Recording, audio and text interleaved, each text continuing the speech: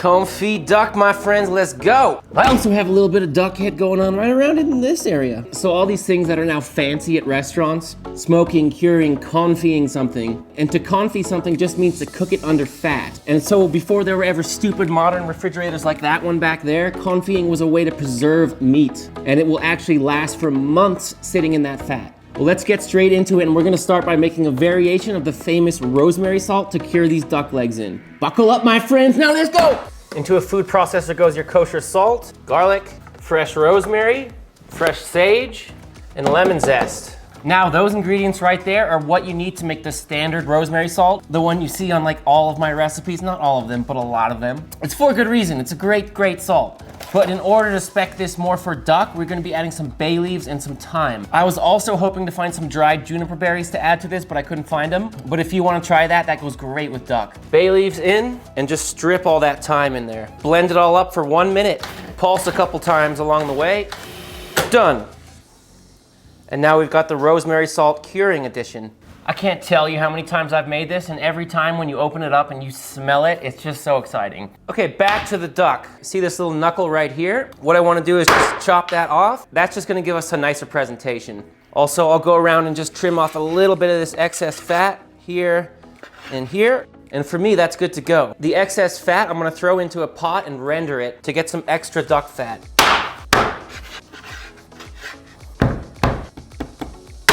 I've got all the trim and knuckles in a pot. Just cover that with cold water and set it over a low flame to extract that fat.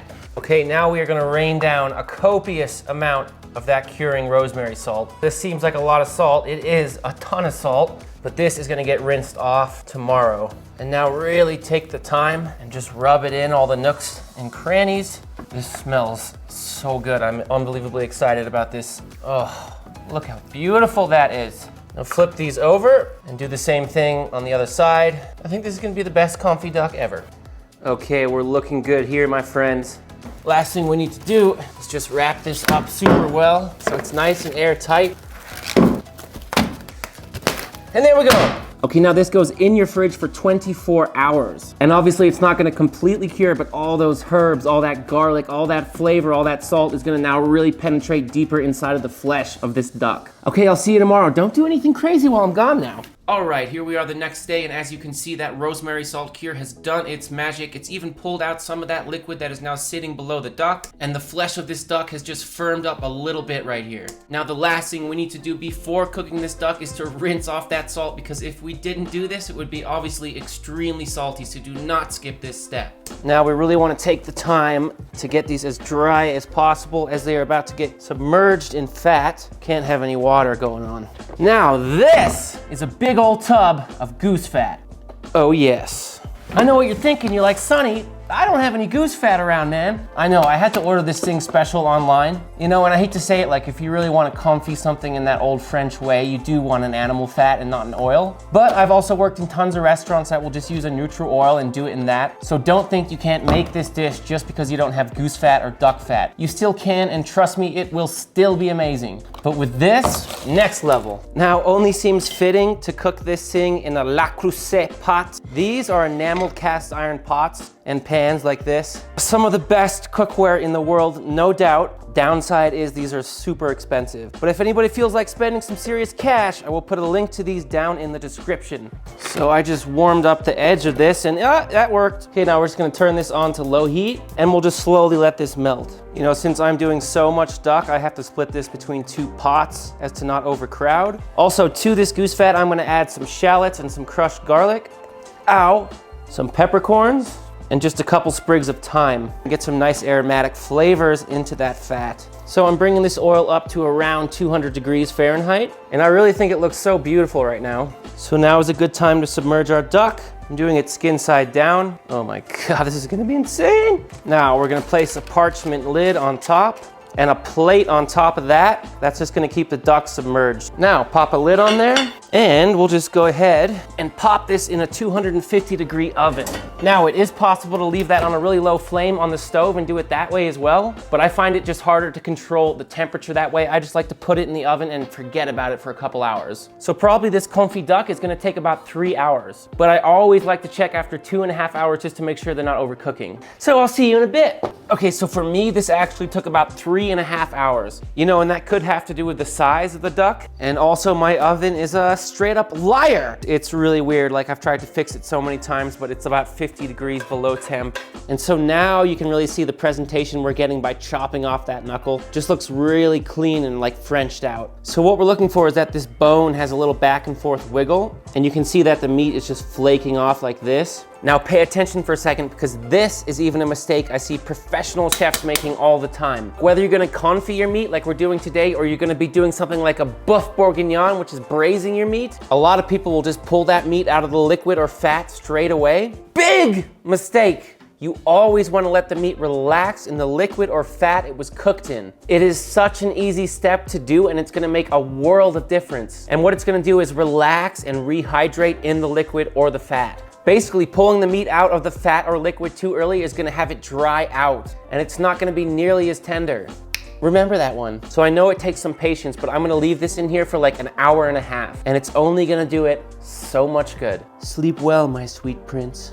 Transfer onto a wire rack and leave that to cool to room temp. Otherwise, when you cook it in the pan, it will definitely fall apart too easily. And with the rest, place into a container bone side up like that. And now, strain that beautiful goose and duck fat over the meat while leaving those bones slightly exposed. This way, when you heat it up to pull one out, you can just grab that bone like a boss. And in your fridge, this will literally last for months. 3 weeks later. I'll tell you what, social media can get a bit exhausting at times, and that's what happened to me. I started this duck confit video like 3 weeks ago, and I was in the middle of filming it and I just stopped. Like there was no way I could continue on.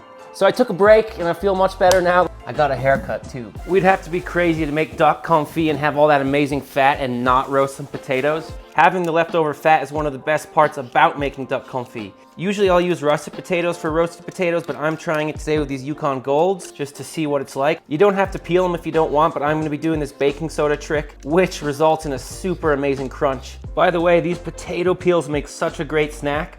If you soak them in cold water and then drain them, then toss with a little rosemary, salt, black pepper, amazing snack.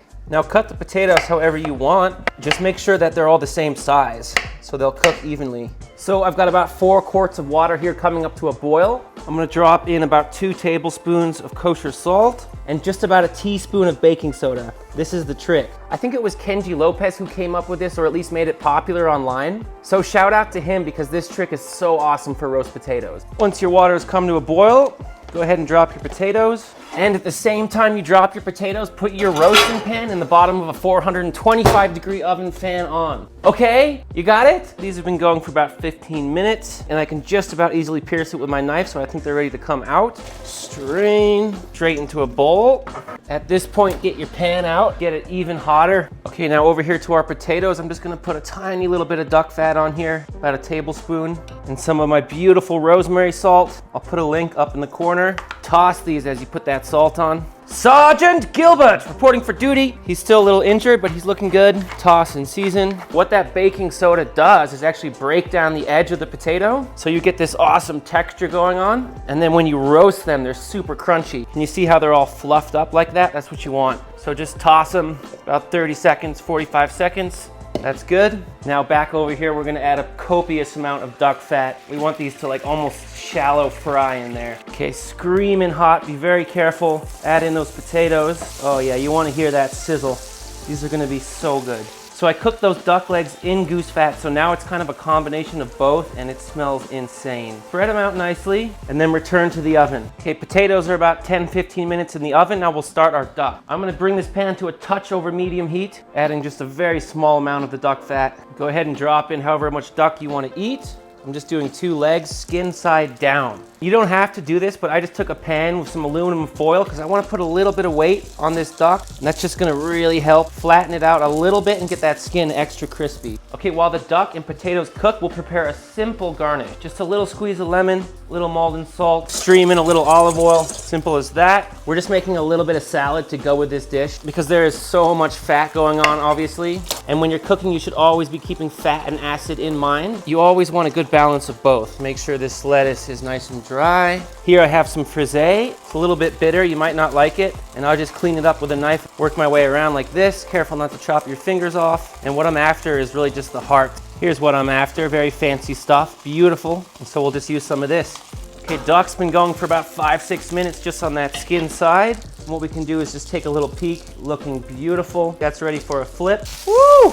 That's what I'm talking about, crispy. We'll do another 2 minutes on the other side and then we'll just switch off the pan and then just leave it here to rest a few minutes. Look how crispy and beautiful this duck leg is. Oh, wow. Another very important thing when you're roasting potatoes, you gotta take them out and turn them a few times. This is what we're going for. About 30 minutes total on these potatoes. Just make sure to turn them occasionally, like I said. Then we'll just get them out and drain them off. I'm excited about the duck, but I think I'm even more excited about these. And the last thing we need to do is just dress our simple salad. Nice and gentle with this. And that's gonna bring the much needed acidity to this dish.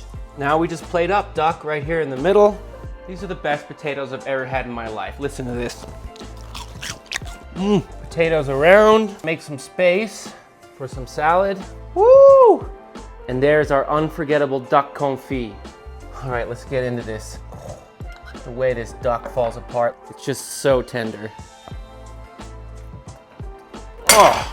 And with this simple salad, it really brings it all together. Seems to me the fridge is a little bit hungry today, so why don't we feed it this beautiful porterhouse? Yeah! Still good. I regret doing that. Not with the porterhouse. So epic. Until next time, my friends, you know I love you and I'm out.